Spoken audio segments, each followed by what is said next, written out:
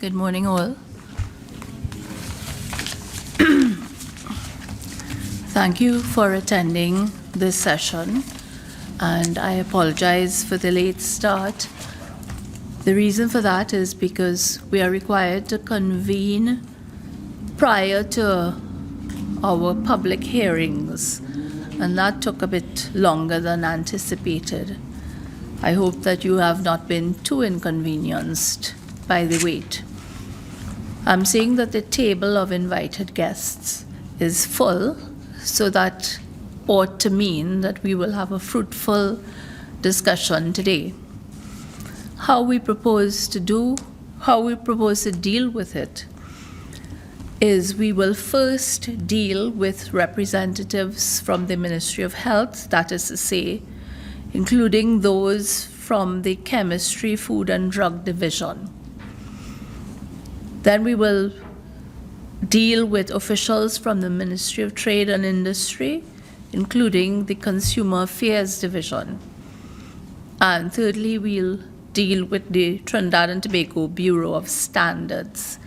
Now, I am afraid that I can't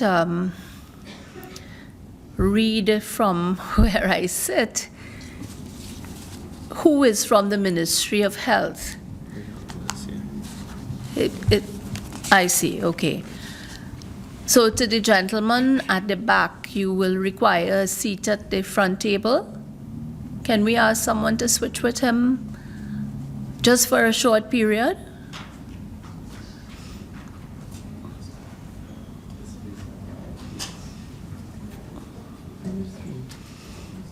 Thank you, Mr. Herbert. That was very kind of you.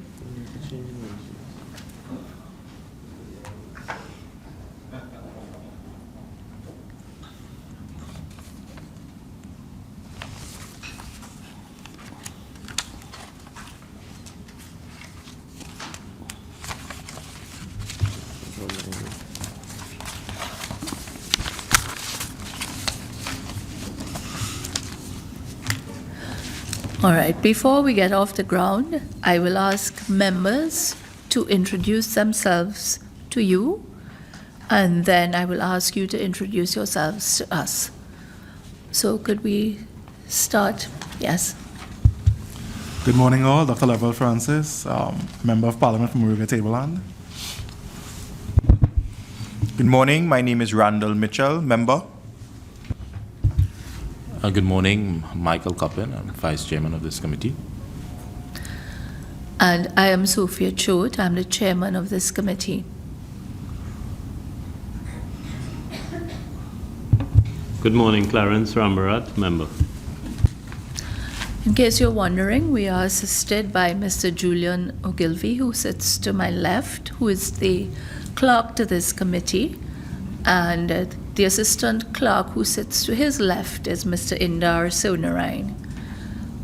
Now I'll ask you all, perhaps if we start from my left, your right. I'll ask you all to introduce yourselves. Hi, good morning. Faiz Khan from the Ministry of Health, Chemistry, Food and Drugs Division. Thank you. Yes, good morning. Adrian McCarthy from the Chemistry, Food and Drugs Division of the Ministry of Health. Good morning, Chair and members. Clive Talakdari, Acting Chief Medical Officer, Ministry of Health. Good morning, Chair and members. Donna Ferraz, Permanent Secretary, Ministry of Health. Good morning, pleasant good morning to everyone. My name is Christopher Said, Chief Public Health Inspector, Environmental Health Division, Ministry of Health. Morning, everyone. Dexter Morgan, Director, Consumer Guidance and Protection, Consumer Affairs Division, Ministry of Trade and Industry. Good morning. I'm Theodore Reddock from the Bureau of Standards. Good morning, everyone. I'm Adrienne Stewart from the Bureau of Standards. Good morning, Chair and members. Norris Herbert, Acting Permanent Secretary, Ministry of Trade and Industry. Good morning, Chair and members. Feroza Matthew, Senior Research Officer, the Consumer Affairs Division, Ministry of Trade and Industry. Good morning, Chair, members. I am Sandra Peter-Sarabjit, Senior Project Analyst, Acton, Consumer Affairs Division, Ministry of Trade and Industry. Good morning, Chair. Gerard Maxwell from the Trinidad and Tobago Bureau of Standards. Thank you all for attending this morning. Now, the objectives of this inquiry include the following, and I'm going to read it into the record so that everyone will understand what we are trying to achieve. The first objective is to understand the extent to which food fraud occurs or is perceived to occur in Trinidad and Tobago. Secondly, to assess the effectiveness and adequacy of existing systems, policies and laws aimed at preventing and alleviating food fraud in Trinidad and Tobago. And finally, to make recommendations for the improvement of standards in the local food industry, both in the short and long term. May I also acknowledge and thank those persons from the Ministry of Health, the Ministry of Trade and Industry, Cariri, the Trinidad and Tobago Farmers Union, and the Customs and Excise Division, which have sent in written contributions or written submissions to us. Now, I had indicated that we will start with the Ministry of Health. So may I ask, first of all, Ms. Faraz, whether you would be minded to make an opening statement or some opening remarks? Thank you very much, Chair. Good morning again to the Chair and members of this committee. The Ministry of Health is a national authority charged with oversight of the entire health system in Trinidad and Tobago. The ministry plays a central role in the protection of the population's public health, including food safety. And in fact, the Chemistry, Food and Drugs Division is one of 3 divisions that has this central role. The others being the Public Health Inspectorate and the Veterinary Public Health Unit. In addition to the Ministry of Health, the Ministry of Agriculture's Animal Health Division and Plant Quarantine Division and the Ministry of Trade, particularly Consumer Affairs Division, share the responsibility for protecting consumers from any harm that may result from unsafe food and from deception resulting from misrepresentation or fraud relating to certain established food quality characteristics. This committee, we note, has been convened to discuss matters related to food fraud. But from the outset, we would like to lay on the table that food fraud is not defined in the Food and Drugs Act, but there are provisions under paragraph 6 of the Act that may be seen applicable to food fraud. And if I may quote paragraph 6.1, any person who labels, packages, treats, processes, sells, or advertises any food in a manner that is false, misleading, or deceptive, or is likely to create an erroneous impression regarding its character, value, quantity, composition, merit, or safety, is guilty of an offense. The Chemistry, Food and Drugs Division has previously detected several instances of food fraud in Trinidad and Tobago. Over the last couple of years, I would list them. Milk imported into Trinidad and Tobago that allegedly contained the chemical melamine, which is used in the manufacture of plastic. This was added to the milk so that when it was analyzed, it would appear to have a high protein content. Honey added with sugar, added sugar, and surveillance done by the Chemistry, Food and Drugs Division and the Ministry of Agriculture has detected instances of sugar added to honey. Seafood fraudulently mislabeled to indicate the incorrect species of fish, and most recently a product labeled as coconut water which contained artificial flavors and preservatives. So we do welcome this discussion this morning and we are at your disposal. Thank you, ma'am. Thank you very much. I beg your pardon. Thank you very much. Now, I must say that before I hand you over to Senator Rambharat, who, as you know, is the Minister of Agriculture, we decided to have this inquiry because we realized that, generally speaking, other countries had looked at food fraud in the context of national security. For example, those countries like the US, where terrorism is an important thing to members of the society, they look at food fraud in the context of that. In other societies, such as China, India, you have investigations of food fraud done after an incident occurs. So if you have, as you say, melamine in milk and so on, these inquiries are done after harm has come to a group in society. I think our focus is to see how best our laws and our systems may be improved to ensure that the food which is sold to consumers and citizens of this country is correctly labeled and priced, and that there is no harm which may come from it. So I will hand you over to Minister Rambharat, and he will begin with the questions, after which other members may wish to ask you some additional questions. Thank you very much. I'll open with a very practical scenario. A week ago, I was coming through Princestown, and I saw one of these large billboards with product prices outside a supermarket. And at the bottom of the billboard, corned beef caught my attention. Apart from those for religious reasons, I think a lot of people in Trinidad consume corned beef. And the price seemed to me to be about $3 cheaper than what I, as a frequent shopper, understand to be the average price of corned beef.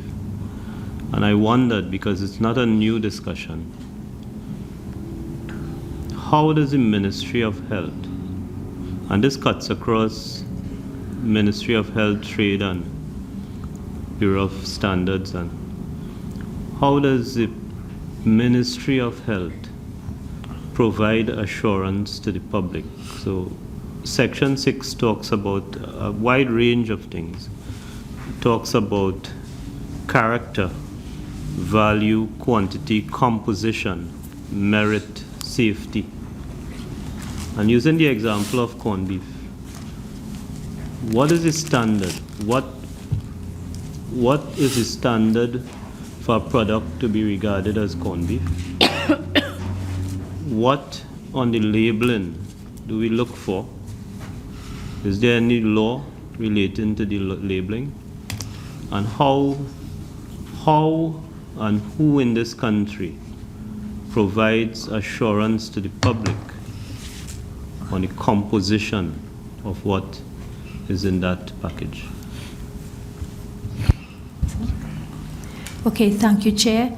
And one of the things that I will note for you this morning is that this is a very technical area, so that depending on the question, one of our technical experts will be answering, and I would like to hand you over to Mr. McCarthy, and I expect that Mr. Khan might also be coming into the response. Yes, thank you. Thank you, Chair. All right, so we have this law, the Food and Drugs Act and Regulations, which is a law that was set up really to assist in controlling food safety and food quality. There are general standards for foods that must be met to ensure that the food is safe and of good quality. With regard to a product like a meat product, it's controlled not only at the Chemistry, Food and Drugs Division or under the Food and Drugs Act, but also the Ministry of Agriculture, Animal Health Division. So there are two aspects of it. The disease aspect of it, which is controlled by the Ministry of Agriculture, and the aspect of the chemical and microbiological composition. So a product like corned beef that is imported into the country has to meet the requirements of the law under the Food and Drugs Act and also the Animal Health Division's law. All right, so the very first thing that happens with regard to, in terms of approval of that particular product, is that you must get, the importer must receive an import permit from the Ministry of Agriculture, and that import permit would indicate that the product is free of diseases. And one of the requirements to get that import permit, you must have a health certificate. So the Ministry of Agriculture deals with that aspect of it. The other aspect with the chemical composition and the microbial content is dealt with by the Ministry of Health, Food and Drugs Division. And we do require several documents from the importer, including certificates of analysis, all right, certificate of origin. All right, and these are some of the certificates that are required will determine the quality and the safety of that product. I believe Mr. Cameron to add any. Okay. If I just may add, under Section 16 of the Food Act and Regulation contains the labeling requirements for all food. And within that piece of the legislation, it speaks about the brand name of the product, the common name of the product, the net weight, the full and complete address of the manufacturer. Also, in testing of the product, it must meet certain requirements, for example, the preservative levels and the meat content and the protein contents, and that is done at the Chemistry, Food and Drug Lab. Apart from that, and apart from the certificates that accompanies the shipment, visual inspection is also done on the product to determine condition. So inspectors would go to the different warehouses or at the ports of entry, whereby the product would be visually examined to determine condition of the can. Especially with canned product, you have to be very careful with dented cans and cans that may be bloated. Clostridium botulinum being a major issue for us. All right, so that would be done in terms of the inspection, pre and post inspection also, to ensure that the product that reaches onto the shelves is or satisfy all requirements as per the regulation of the contained within the Food and Drug Act and regulations. Just one follow-up question. So, the Ministry of the Chemistry, Food and Drug Division has the lab. Yes. And that lab is functioning? Okay. May I? Okay. At this time, the lab is not functioning, but the importers are requested to take food stuff, if they need to get certificates, to Kariri. And as well, we do have some testing done by CAFA, is it? No, not CAFA. At the veterinary school, UB, at this point in time. When was this lab last functioning? About a year ago. 2 years? Yeah. No, 15 or 14. Okay, sorry, May 2014. May I just ask what caused it to stop functioning and why it has not been, why has it taken so long to start back running?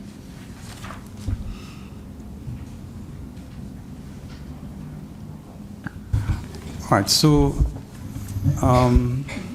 the building is a pretty old building. There are issues regarding health and safety. So generally, that's the reason why the lab was actually closed by the union and in 2014. We have made attempts, of course, we have a plan to refurbish the lab, and refurbishment has begun. And in the interim, we also looked at having a temporary location in place, which should have been in place by now, but there were unforeseen circumstances. May I add, Chair?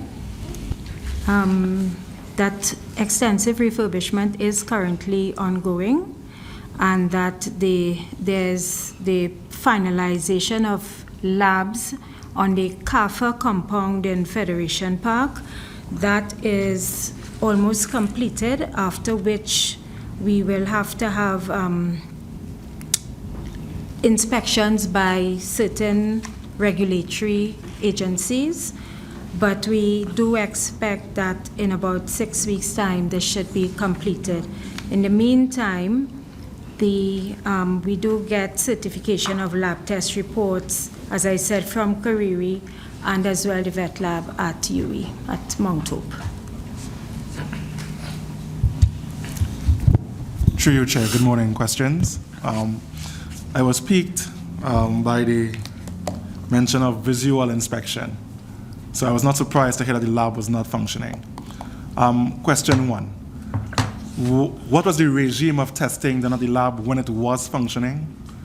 Question two, in lieu of the lab not functioning now, how is the public to be assured that the quality of food, in particular being imported, is of the requisite, well, quality? Sorry to repeat the word twice. And I'll give you an easier one.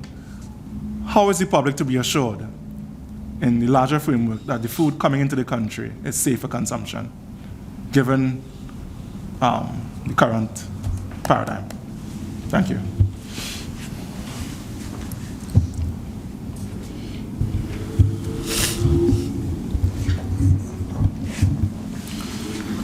Okay, in terms of the process as it pertains now, in light of the lab not functioning, what we normally use is in terms of the certificates. And if it is we get a particular certificate from a government entity, then there's the issue of equivalence in terms of the systems and also the lab quality systems also. So we use the whole concept of equivalence, and once it is issued by a government entity, then we take it as mean that all of the checks and balances would have been done to assure that the food that enters into Trinidad and for human consumption would have satisfied our requirements as well as the international requirements for safe food. That's one. In terms of the criteria that we use for testing, it varies depending on the commodity item, in fact. So we do the range of microbiological analysis, E. coli, fecal coliform, Staph aureus, Salmonella. Those are the basic microbe tests. And then based on the requirements of the law and the regulation, we test for basically preservatives, protein content, any sort of extraneous matter, especially with the corned beef. We check to see whether there's the percentage of extraneous matter in corned beef, especially. Food coloring being a major issue, and any sort of additive that is added to the product also would be tested if it is the lab functioning. But the certificate of analysis provides the guarantee to us then, or some sort of security that the food that enters in the country would be safe and safe for human consumption. So at this point, is it safe to say that we are dependent on the efficacy of other agencies to ensure, as in foreign agencies? Would that be a fair one and fair statement? And as a second, related to the testing area, Is there a regime for testing, for example? Now, I think even people who, to borrow Minister Rambharat's anecdote about corned beef, even people who eat corned beef are suspicious of it. Is it the case that we test when the lab is operating all potted meat? Do we test meat? Is there a regime or a framework for testing? Or do we test everything that is imported? Or are there specific types of foods that are red flagged for testing? Right, okay, definitely meat and canned product, low acid foods, canned food that normally seems to be high risk. So for every single shipment, we would have tested those products. But I want to remind us that we use the Korea lab, and companies and manufacturers can in fact take their products to the Korea lab to do the testing. And we in fact recommend that certain products be tested in Korea, and then we look at the results and then determine whether we can release these products for sale to the domestic market.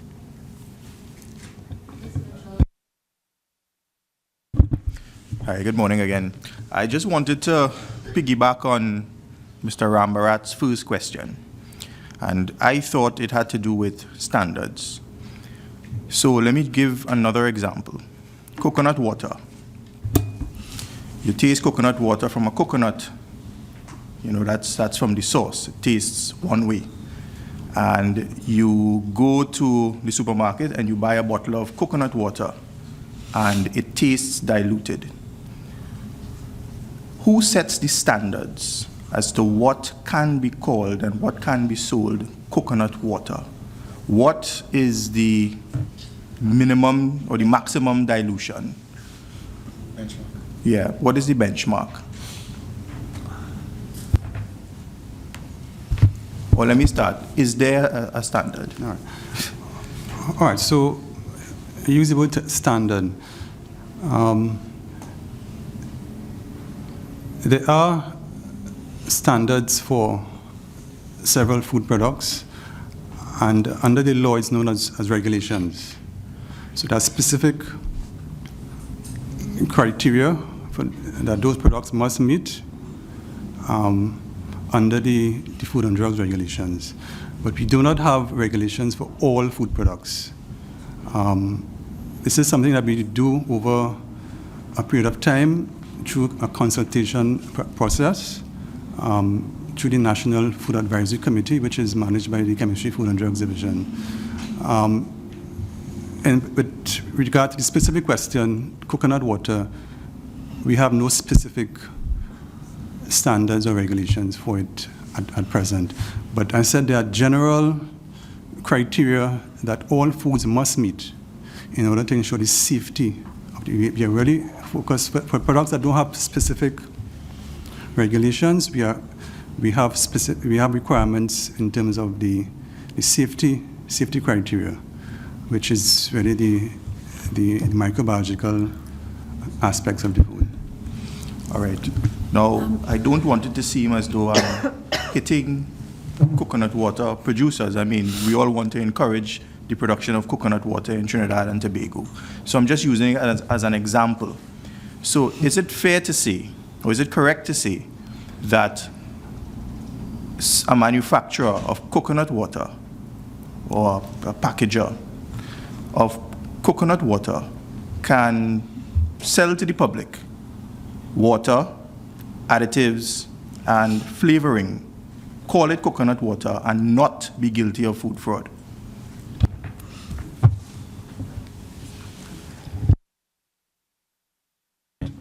Okay, so coconut water by definition is basically be looking at the endosperm of the coconut. It cannot contain any other ingredient apart from coconut water if it is stated pure coconut water. If it comes in a can, then it may contain preservatives.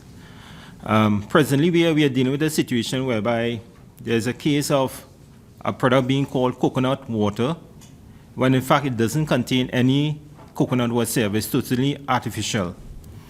We have done an inspection at the particular processing facilities. We have notified the manufacturer of our observation, the contravention as per the regulations, and actions have been taken to remove the product from market. and for the company to, in fact, relabel their product so that the consumer is advised and knows exactly that it is not coconut water, because it is not coconut water. It's a constituent that has been used in the product that is totally artificial. So this, if I may just ask, this was a locally produced product? Yes, ma'am. And could you tell us what it was being sold as? It was being... What was its name on the shelf? It was coconut water. Then the company modified it to state coconut. To what? Just coconut as the common name. As the common name, just coconut. Oh, I see, okay. You mean just coconut? So that's the brand name? No, the common name was coconut. From coconut water, the initial common name was coconut water. The company made a modification and then listed the common name as coconut.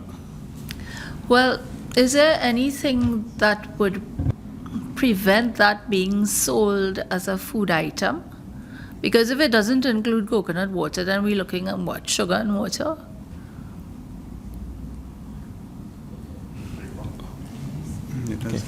Okay.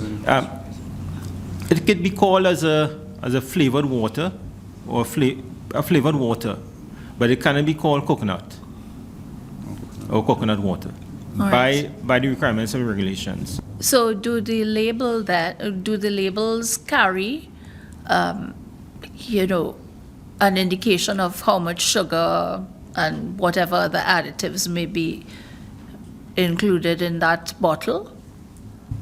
Yeah, on the ingredient listing, it has to be stated in a descending order. So you start with the greatest amount of ingredient and you go down to the least.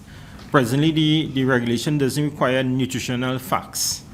All right, so that is something excluded from the label, but the ingredient listing and the manufacturer must declare all ingredient that is used in the product so the consumer is fully aware of what he or she is consuming at that particular point in time. Yes, Mr. Coppin.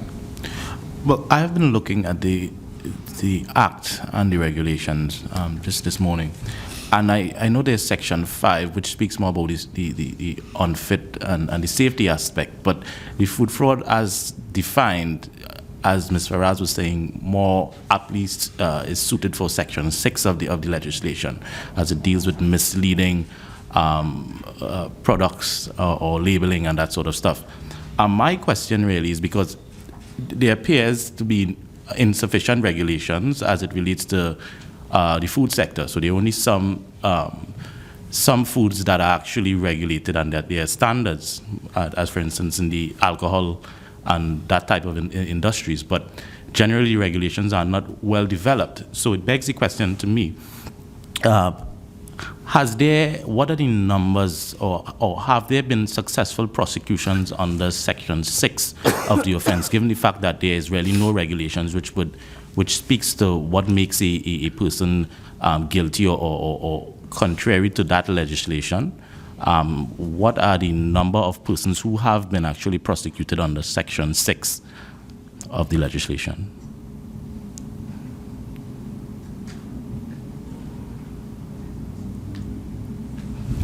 No, so we don't have anybody who was prosecuted under that section of the law. And in fact, we generally don't, the approach that we take with regard to persons who contravene the law is to warn them, and if they continue, we seize, and then we would take action. But most of the times when we reach that far, persons would have already, complied. So in effect, there is a law which really can't be operationalized because there is no regulations. Eh? All right, so maybe let's just go back. In terms of regulations, I said that is really standards for the food, right? All right, that is contained in the law right now for certain food products, not for all food products. So an example is coconut water. There are no specific regulations or standards for coconut water, but I said there are general requirements that all foods must meet, all right, in terms of the safety, particularly the safety aspect of it, and the labeling, all right? Could I ask this?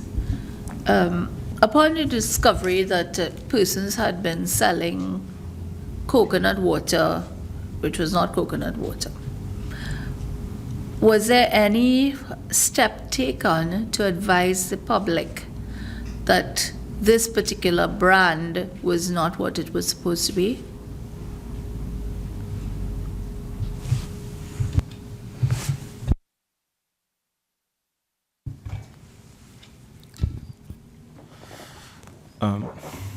Okay, I don't think that there was any public announcements that were made regarding this particular product via the different media forum. But then my next question is why? Or why not? As far as I'm aware, the division found that there were some legal issues related to it, to the actual publication, and that is being looked at this time. So of the four examples, Ms. Faraz, that you identified, milk, melamine added, honey, sugar added to honey, seafood fraudulently labeled, and coconut water, is it that these people have just been warned? Is that the extent of their sanctions?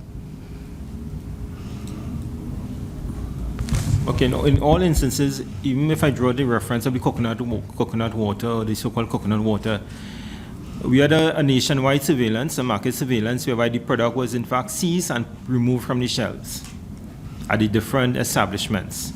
So that was conducted within a week's time. As regard our operation, we normally seize, and that tends to be quite effective. When is it that we seize the items? There was one incident a very long time ago whereby equipment was seized also. So that the producer could not keep on manufacturing until they complied to the requirements of the law. But seizure is normally our first and sometimes second strategy to safeguard the consumer from unfit food or food that may deceive the consumer. When you seize it, what do you do with it? Okay, in most cases we'd seize and we'd ensure that it will be destroyed at some particular point in time. For me, under Section 6, it appears that it's a very strict liability offense. I mean, there's no. We ask this inquiry is about food fraud, which speaks to intentional and deliberate. So there must be some intentional proof being established for prosecution. But this legislation seems very basic. It just seems if there's misleading information labeling, then that person ought to be prosecuted. My question is, what are some of the challenges you have had in facing or have faced in prosecuting persons found to be guilty under Section 6 or likely to be guilty under Section 6?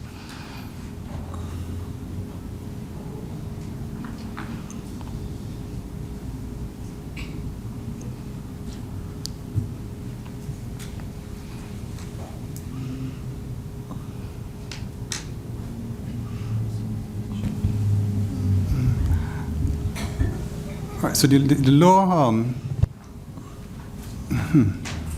is really inadequate with regard to that area.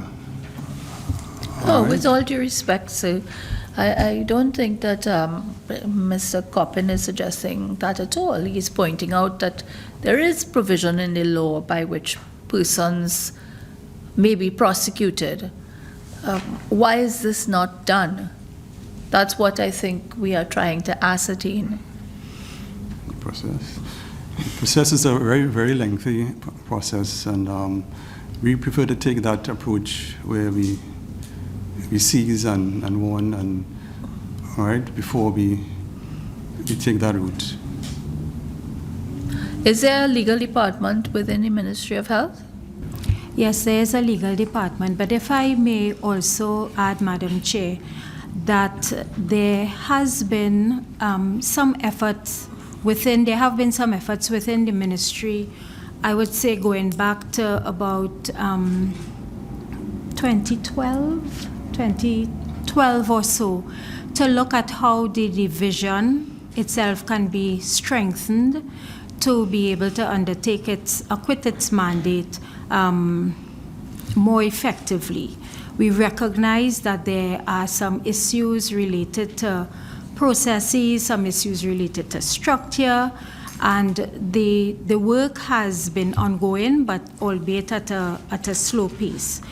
Additionally, the division is not entirely, to me, forward-facing in terms of the amount of interaction that they may have even with members of the public to educate them so that the consumer can also have a certain degree of responsibility where food safety is concerned.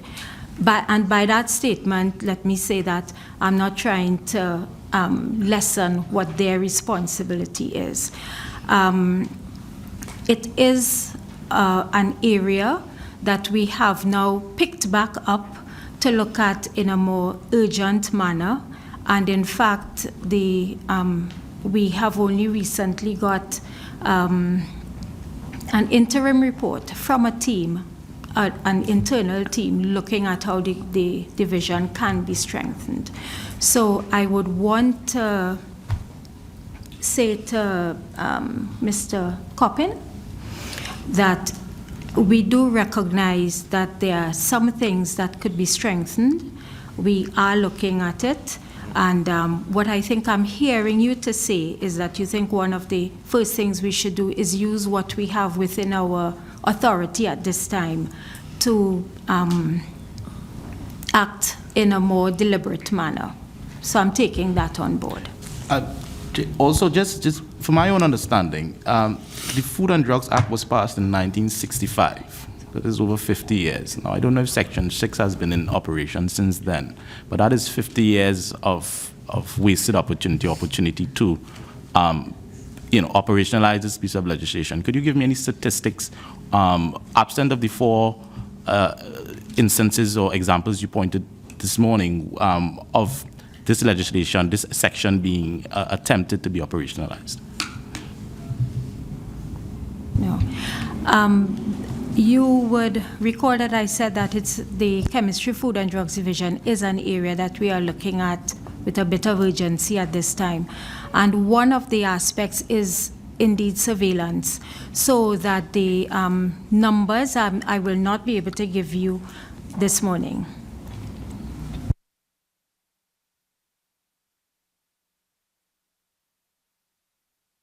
I had a question.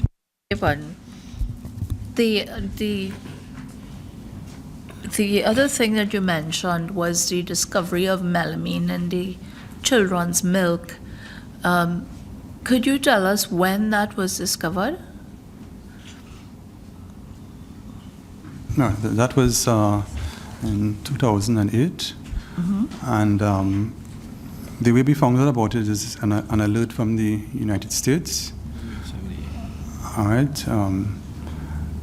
And we took necessary action in terms of preventing the import of products from a particular country, and also seizing products that may have entered the country at that time. Okay, now there are products on supermarkets and small businesses throughout this country which carry labeling in foreign languages, whether it's Arabic, Chinese, sometimes in Spanish. What is the ministry's position with respect to those items? May I ask both Mr. Khan and Mr. Seith to respond, please? Okay.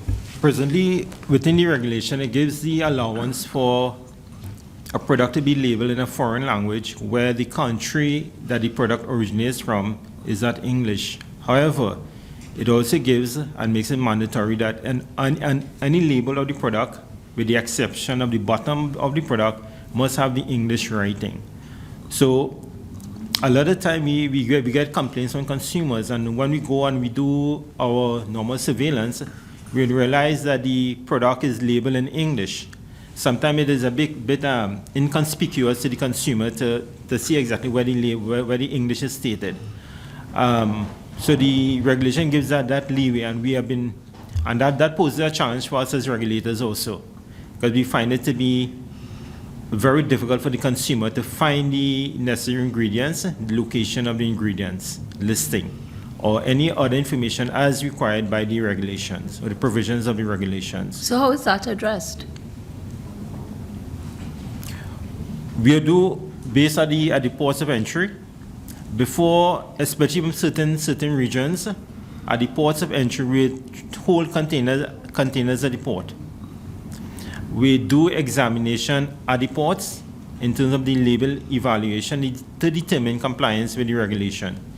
In instances whereby we are unable to do it at the ports of entry, it is released to premises or the warehouse where it is held until an inspection is done by an inspector to determine compliance with the particular provisions of the law. I see in your response that you do random sampling at the ports of entry as it relates to the compliance with provision of Food and Drugs Act. In the last 5 years, do you have statistics as to how many random samples were done at the ports of entry? Unfortunately, I don't have it at this point in time, but we can present that particular data to the committee. And but do you have any information as to how many breaches of the Act were discovered during those random samples?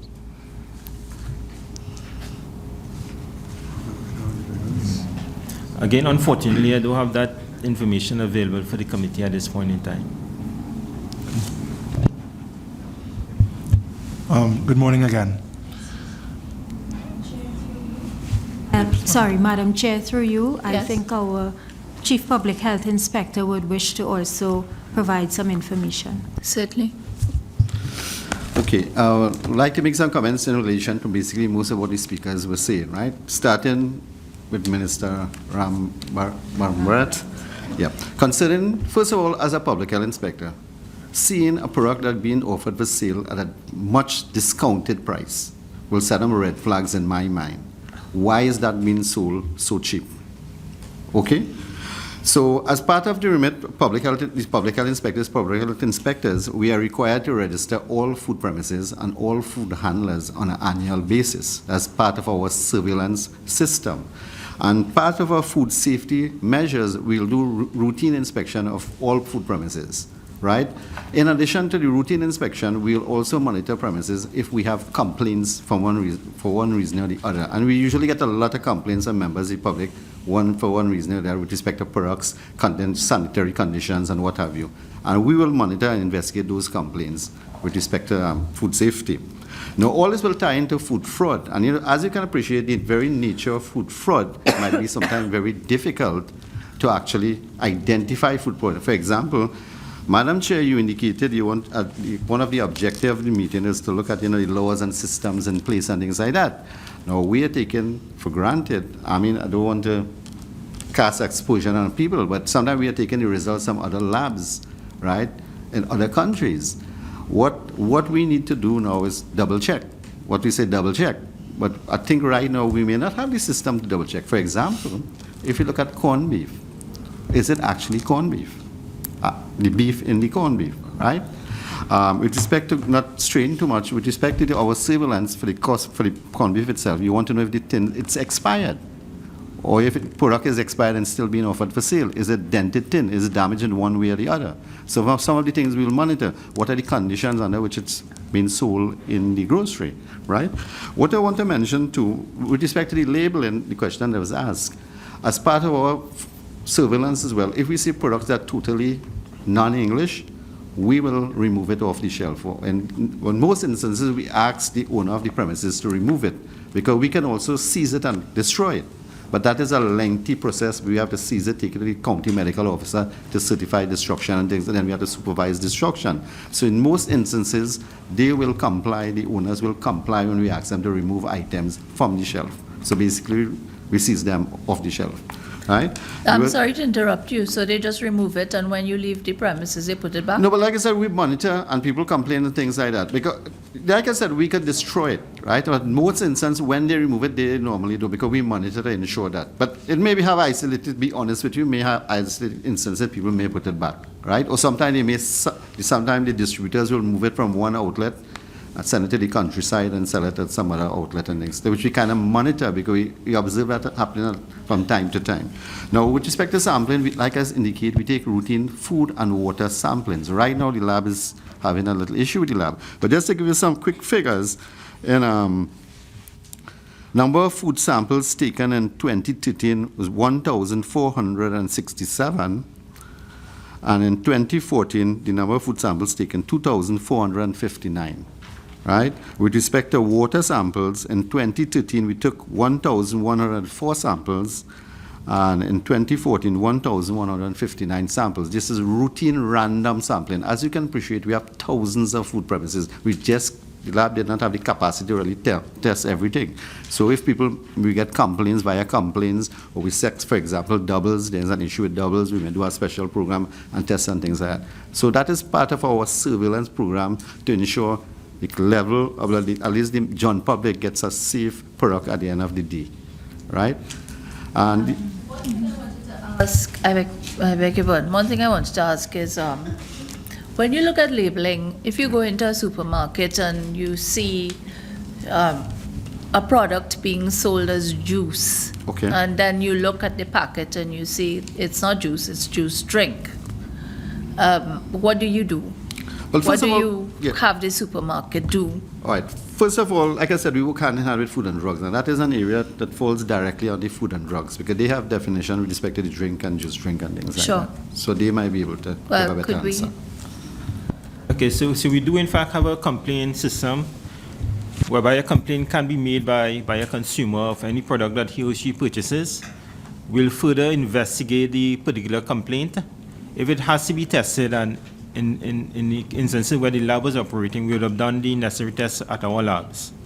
If there's a labeling infraction, we would, one, take the complaint. We'd also visit the premises.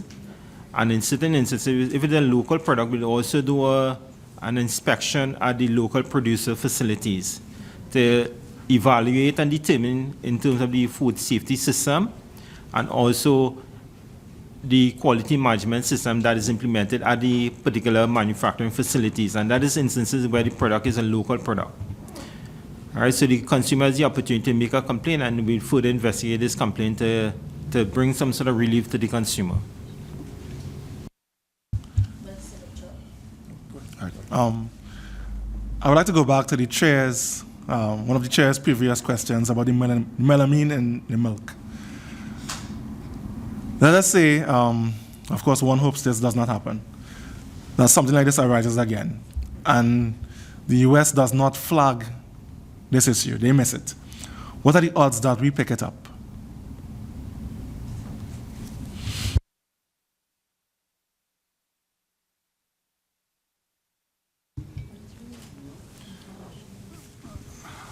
All right, there are other organizations that provide alerts to Trinidad and Tobago, and one of them is InfoSan, International Food Safety Alert Network, and they continuously do surveillance work on behalf of all the member countries, and that's has been an avenue where we would receive alerts about products that are likely to be unsafe that have been exported to Trinidad and Tobago.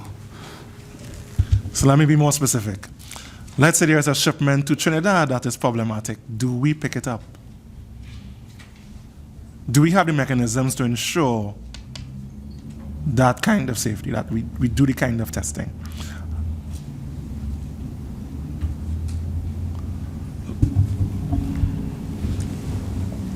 We'll be heavily reliant on the government certificates. One, the health certificate, the certificate of analysis, the free sale certificate, aflatoxin certificate, phytosanitary certificates. All those certificates would assist us in determining compliance. And obviously the import permit also going to be a requirement, and we'll use these as measures to assist us in determining the health and safety of this particular food, apart from the visual inspection and lab testing. I just want to add, Dr. Tilakdari, Chief Medical Officer, one of the, trying to be preventive here to avoid food fraud.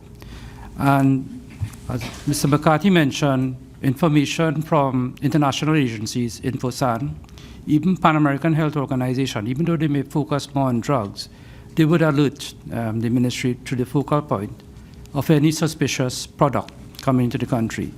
But more importantly, locally and through the Ministry of Trade, the launching of the eBiz link, whereby different ministries and agencies are involved. They would be privy to the content, the cargo content, and involving customs, immigration, etc. So, yes, we may not be able to test every single thing that lands in the country, but certainly more inspection and to gather more information on respective shipments will alert us at the ministry, certainly the Chemistry, Food and Drug, about any suspicious product. Thank you. I want to go to the complaints procedure. Now, I'm in the presence of eminent counsel at this table, and the lawyers at this table will tell you that the modern law of negligence was expanded because of a situation of food fraud / food safety, where a snail was found in a bottle of ginger ale. Now, Mr. Seth just mentioned countryside. I have a member here from Moruga, member from Rio Claro. Someone from Rio Claro eats a chocolate bar or some product that's tainted, it's spoiled. They must now make a complaint to some centralized agency in Port of Spain or Barataria, I don't know where you're located. But by the time that complaint is followed up on, by the time they get that product, you have all sorts of challenges with respect to the protocol that can be challenged in court. What protection does that consumer have? They can't go to court because they can't prove, because by the time they get to Port of Spain, by the time the product is tested, there are all sorts of challenges. They have no redress in the courts. Okay. So certainly, certainly any complaint must be addressed in strict and urgent, in an urgent matter. You mentioned that the complaint has to go to maybe Chemistry, Food and Drug. Not necessarily. It goes right through the respective county medical officer of health office. And as Mr. Seth, as the Chief Public Health Inspector, will tell you that there are inspectors distributed throughout the country, through each attached to the county medical officer of health officers, that can take that complaint and follow it up. Also, the Ministry of Health, as mentioned, there is a legal department. All complaints are also be forwarded to the legal department for advice. But the chain of custody would be broken because you would need to test the product to determine that that was the cause of the complainant's injuries. And you raise another point there. This government is a proponent of local government reform and the decentralization of some of those functions. Would it be fair to say, or would it be in your interest to have a more decentralized system where the local government bodies can be the first responders, or that there is some protocol in place where these items of food fraud or food safety can be investigated, prosecuted? I'm going to attempt to answer the first part about the chain of custody, I think you called it. One of the issues that in trying to prepare for this committee meeting, and talking about testing as well, was the issue of whether food, if you have to test food that is already open, there is a chance that, or you don't know whether the food was initially tainted or whether something happened after it was opened. So that I know that that is could be one of the difficulties I learned in terms of testing.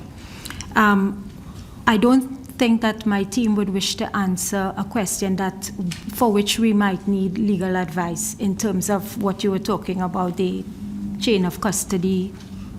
But I will take the principle of it into account, which is really the redress to the consumer. So we will note that. Relative to any change of policy about further decentralization, because a lot of that can bring a greater degree of customer satisfaction, and as you say, you're right on spot to deal with something. It has come up in our discussions, but in terms of that kind of policy decision, we are currently preparing a paper for the consideration of our minister. So I would not wish at this time to make any pronouncement on what could be any policy changes. Thank you. Minister Rambharat. Yeah, I'm back to the top where I started off. And I will just premise what I'm saying. I'm sure you've followed the issue of Maggi in India. And it took a public health inspector to buy a 60 cents pack of Maggi soup for his lunch to cost Nestle $500 million since last year, June. A public health inspector. And at the heart of that Nestle matter is the issue of Nestle labeling the Maggi as no MSG, 1. And 2, a dispute over the lead content. And Nestle has put forward thousands of lab reports to show the product doesn't contain MSG and the lead is within the permissible levels. And the Indian government and the various states have put forward a similar number of reports showing that it contains MSG and the lead is above the permissible level. So lab reports vary and they tell you what you ask.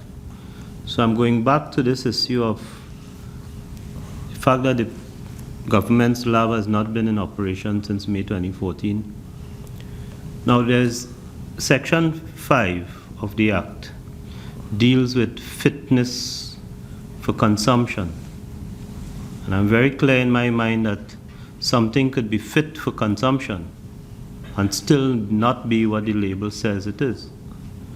So using corned beef. Any meat is fit for consumption, including kangaroo, but it is not beef. So a food safety certificate from the originating country may say that the premises in which that was packaged is sanitary. A certificate may say the contents are fit for human consumption. Depending on what is asked of Kariri may respond to say that this receptacle meets quality standards. What is in, if they do a fitness for consumption, surely rat meat might be fit for consumption. We know it's eaten in other parts of the world. But is it beef? And that is where the issue of food fraud arises. It arises where you say in your label, it is this or it is not this. Or where the consumer is paying for something and getting something else.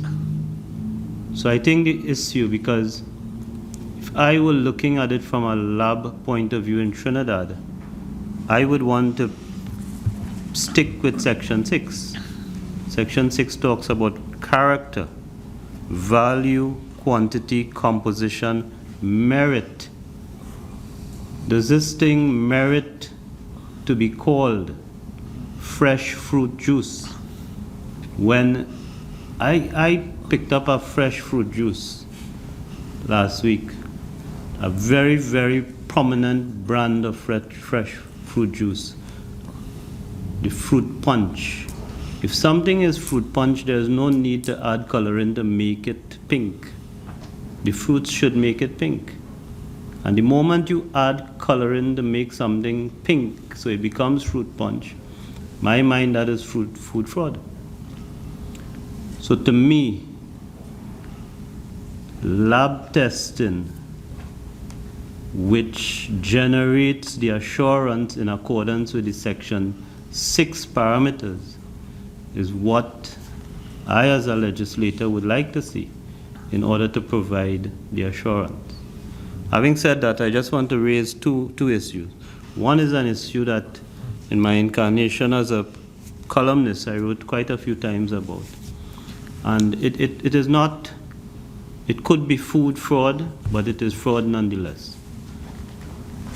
These wonder foods, I look at these as I'm flicking through the television, I look at these infomercials about these wonder foods being brought into the country.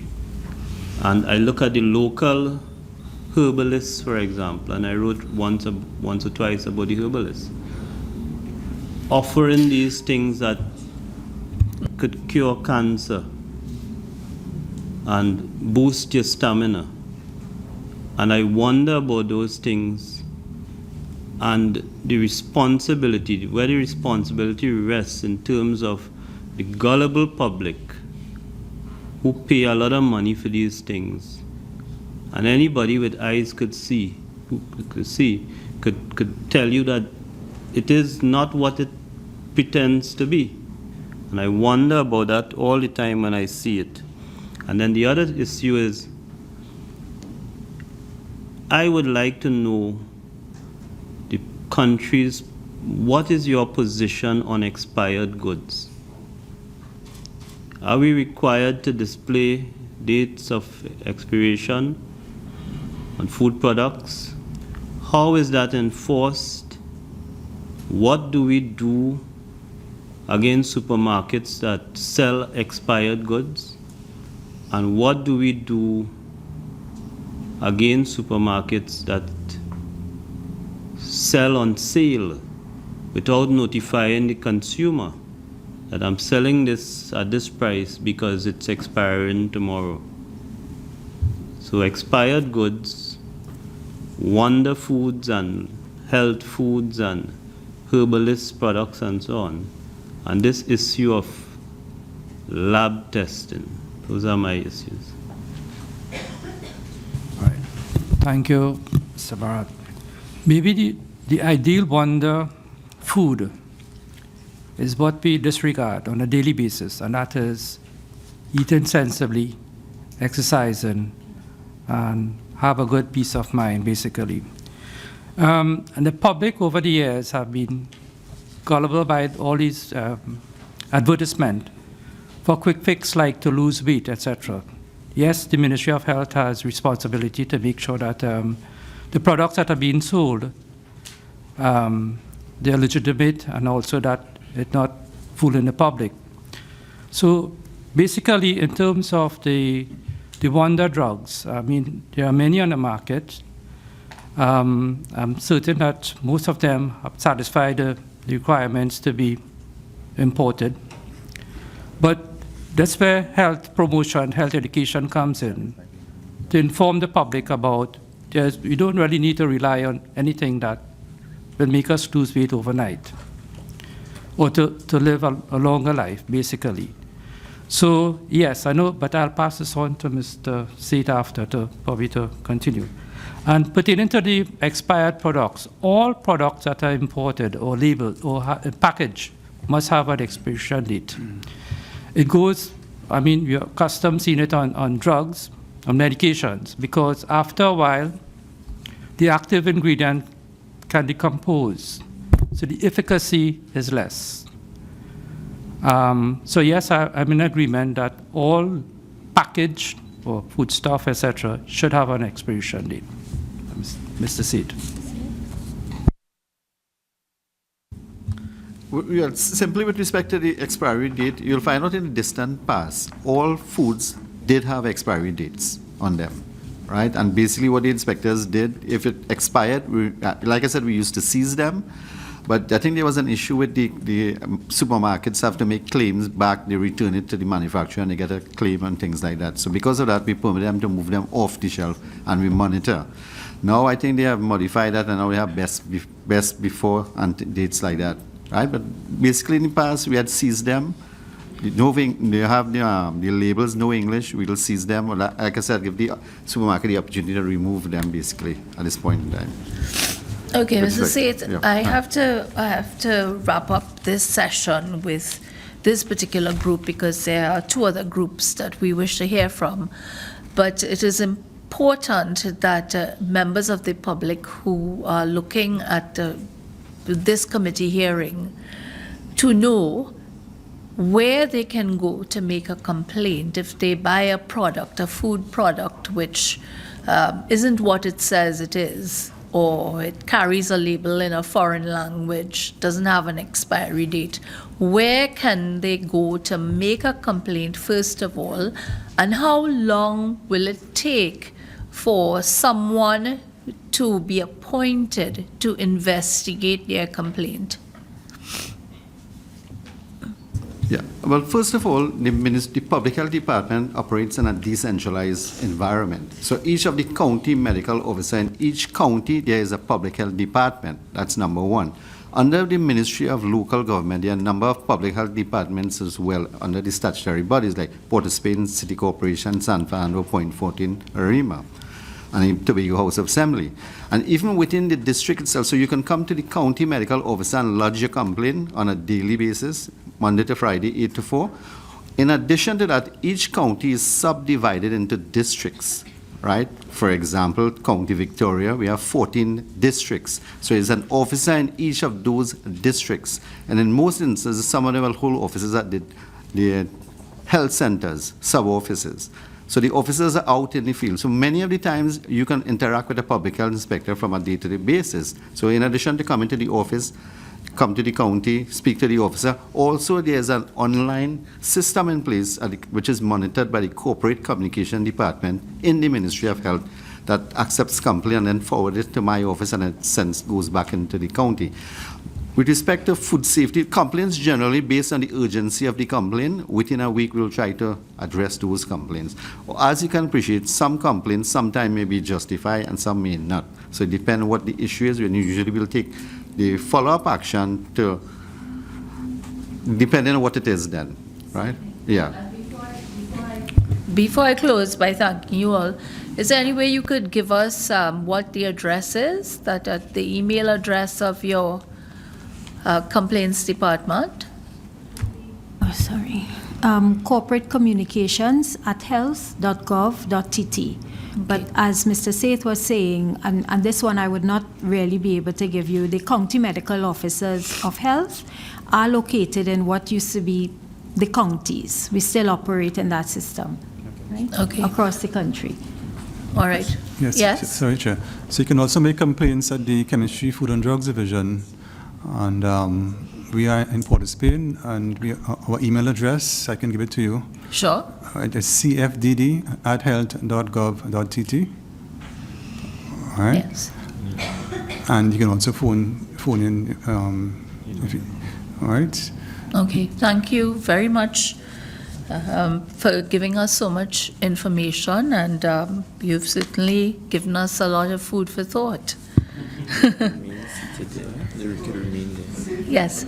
Now, I may have to ask you to do a little adjustment because we will next move on to the persons from the Ministry of Trade.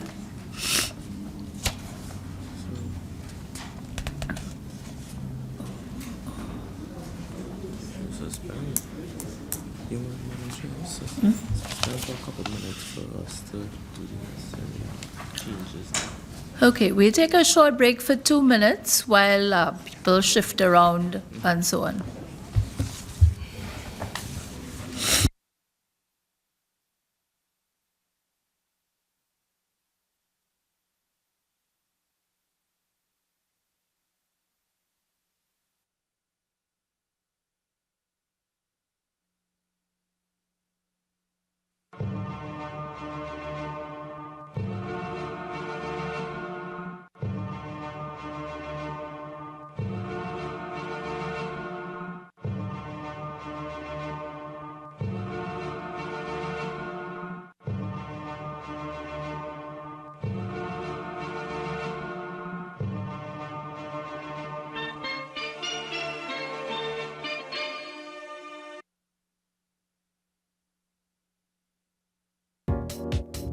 Follow the Parliament of Trinidad and Tobago on Twitter. Our call sign is @TTParliament.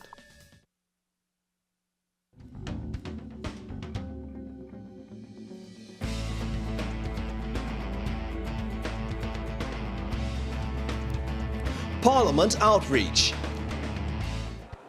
The roles and responsibilities of an MP is to ensure that he carries out about his duties and that he makes sure that his constituency is being taken care for. The lecture series today was very informative, especially from Mr. Hamid Ghani. He made me very aware of what is mostly the main role of an MP, what happens, what ministers are supposed to do, and what processes the Parliament goes through in deciding a bill. I think the role of an MP is to seek the interests of the people in the area, deal with the matters that are pending, and give everybody a fair chance to state their problems and things that they think the MP should do to uplift the area.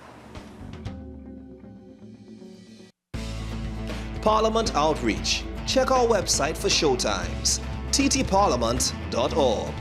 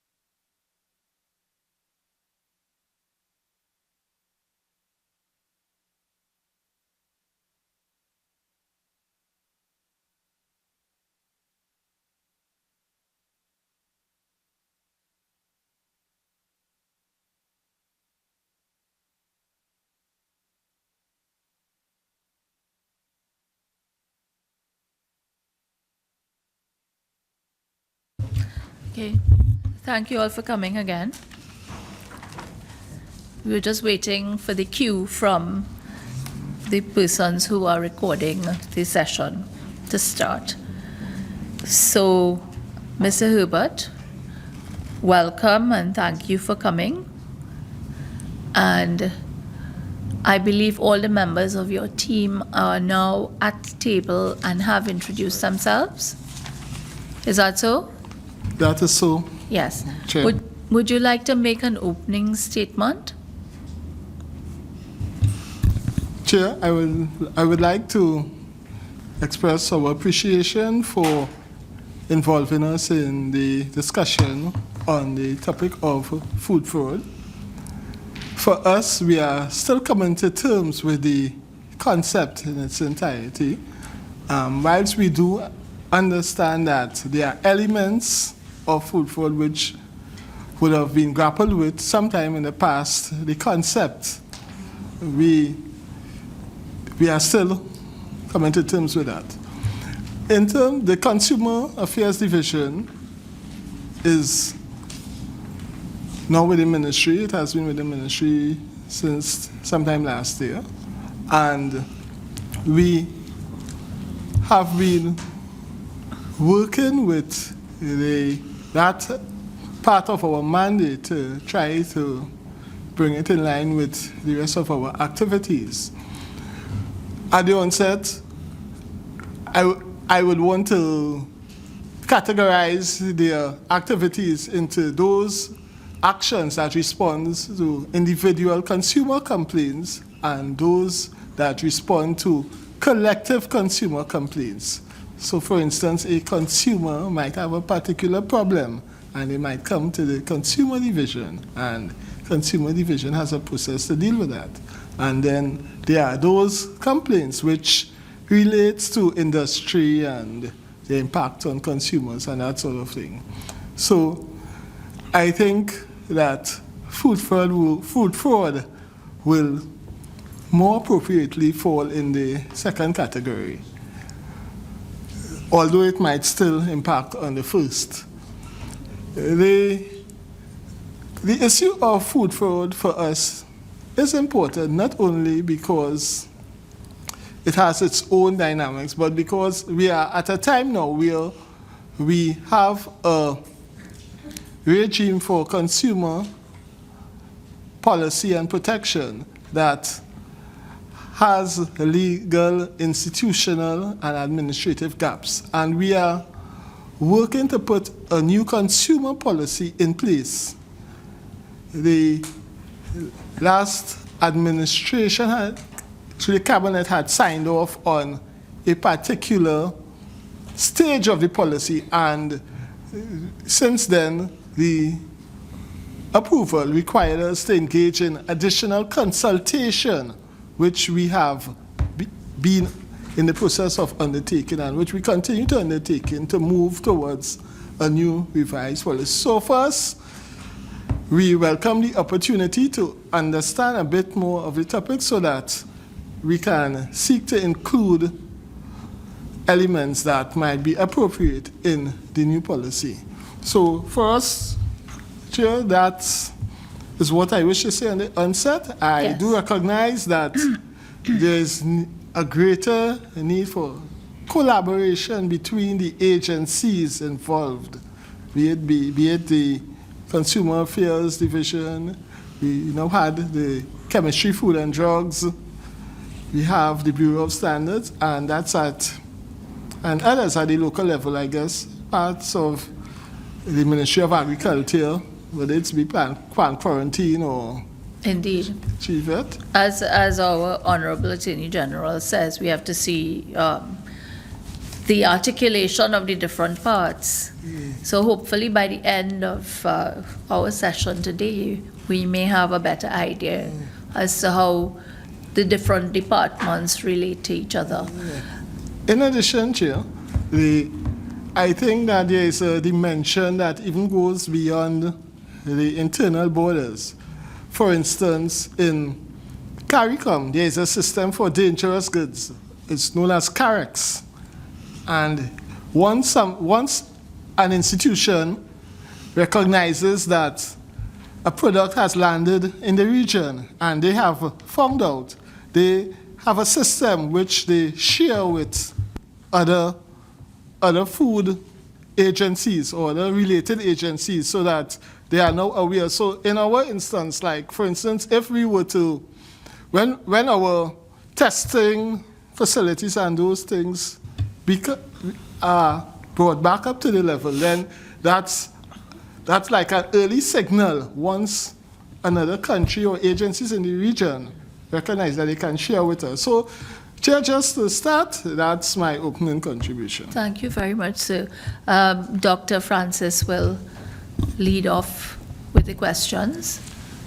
Good morning, Mr. Norris. Good morning to your team.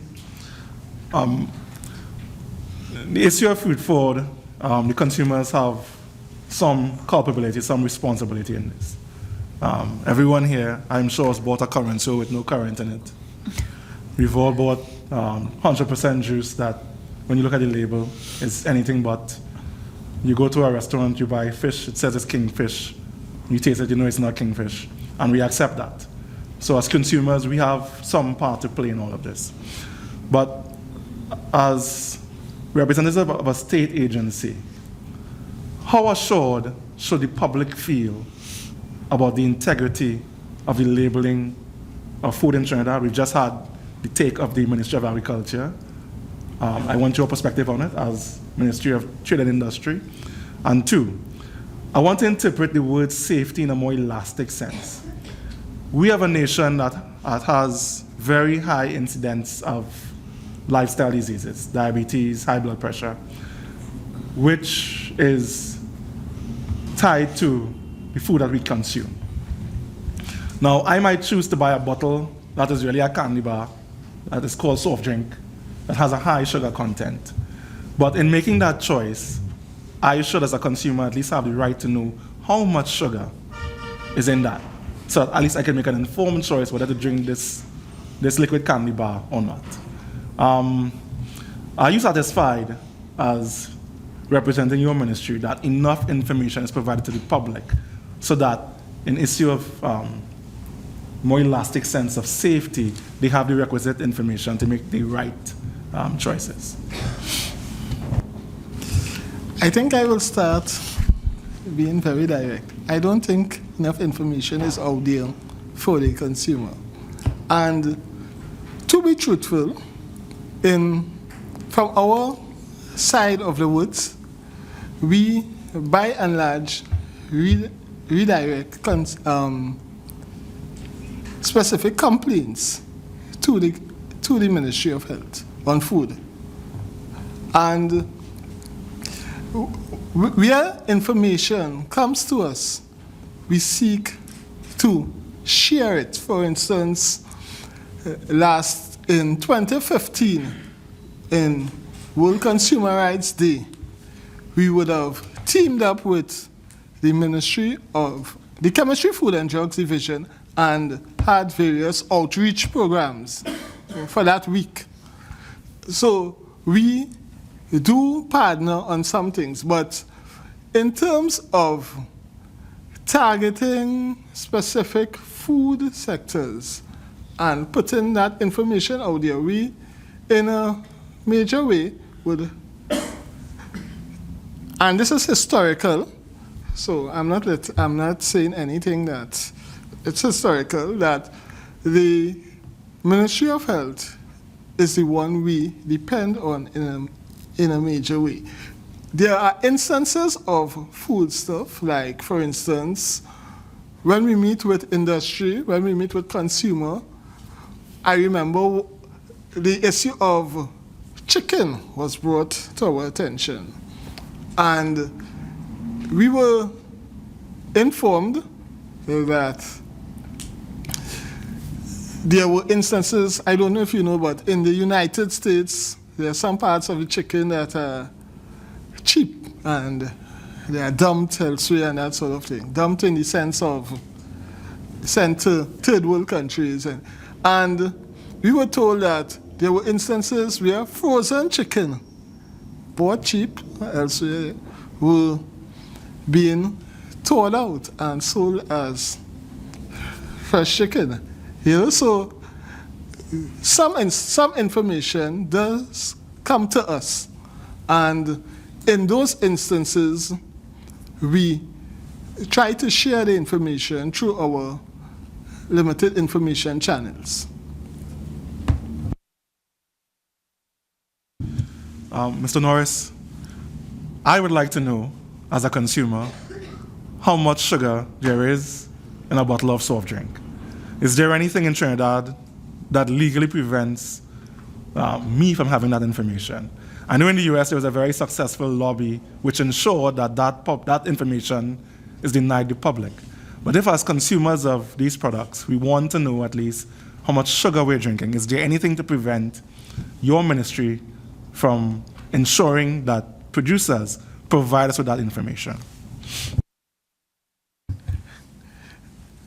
I think that is a matter that we'll have to address to the former group in terms of how much sugar is allowed or is in a particular bottle of soft drink. I just wanted to ask, you referred to the chicken scenario where product which had been dumped in the US was sent down to our country. How was that discovered, and what was the response to the person who brought that dumped product into the country? What was the official response? In terms of the first part, it was discovered by the various dialogue that we have with interest groups. So there are producers of chicken who will compete, will be in competition with that activity. So they brought that to our attention. We did two things. We shared it with the public health persons, and secondly, we we investigated by inquiring and that sort of thing. But of course there was denial, and I will, if with your permission, I can ask the Director of Consumer Guidance and Protection if he wishes to add more on that. But from my understanding of what transpired is that there was a denial of that action, but I'm just saying that because it is a possibility. It was reported to us, so that is why I'm sharing it with this committee in terms of that activity. Maybe the Director of Consumer Guidance, who has responsible for the area, will be able to add something. Mr. Herbert, before you defer, just to clarify, do you mean dump in the literal sense or dump in the economic sense? I mean dumped in the literal sense. In the economic sense, it would be the issue of the price at which, but yeah, but maybe it was dumped in the economic sense also.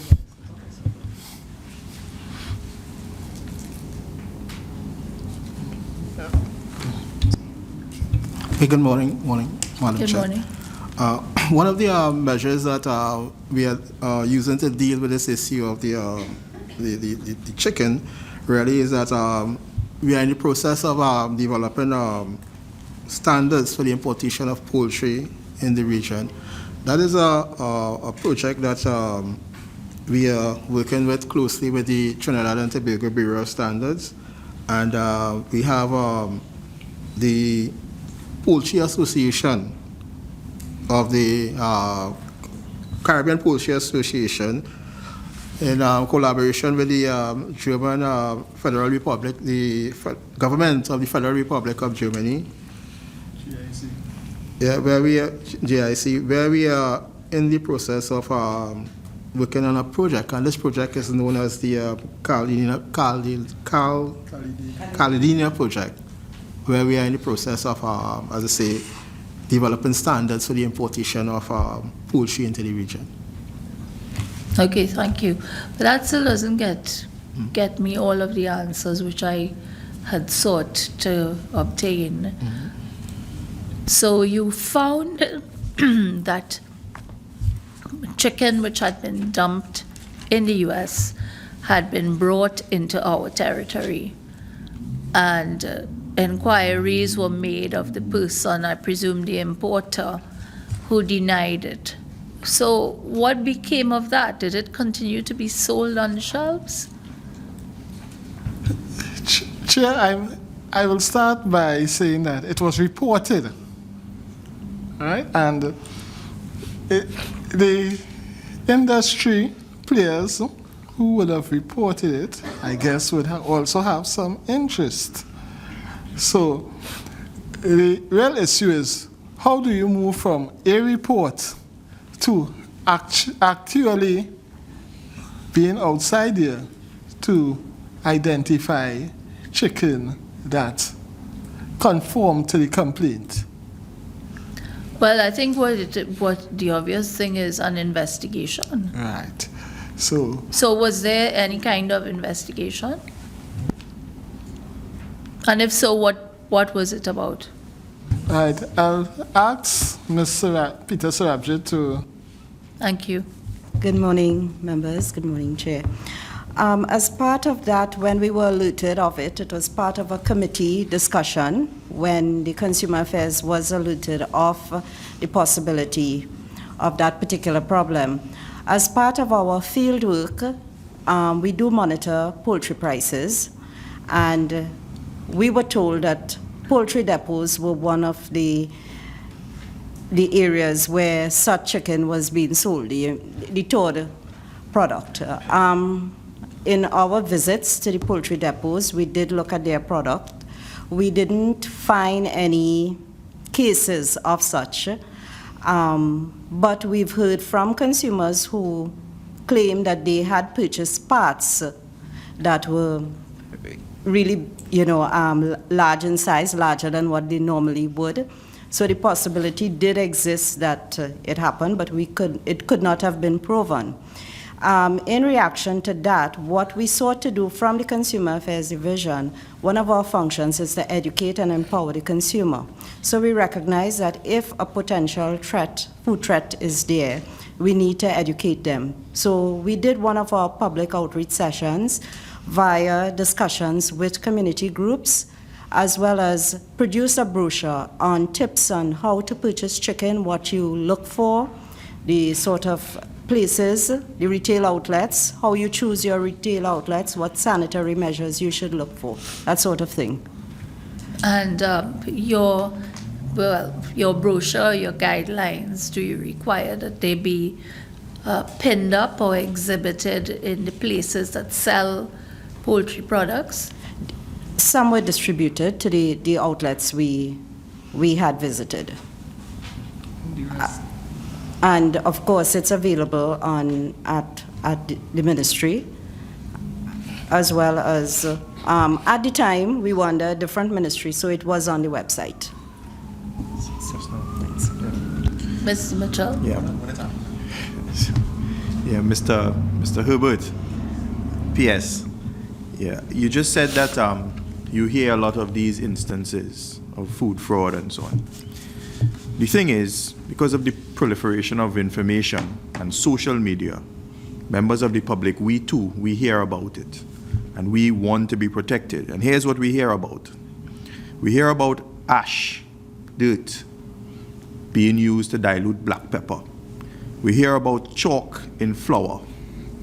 We hear about, and I don't know if you have seen the video, and this is something I'd like us all to address, persons with syringes taking a very small chicken, pumping it up with saline or salt water so that it attracts a bigger price.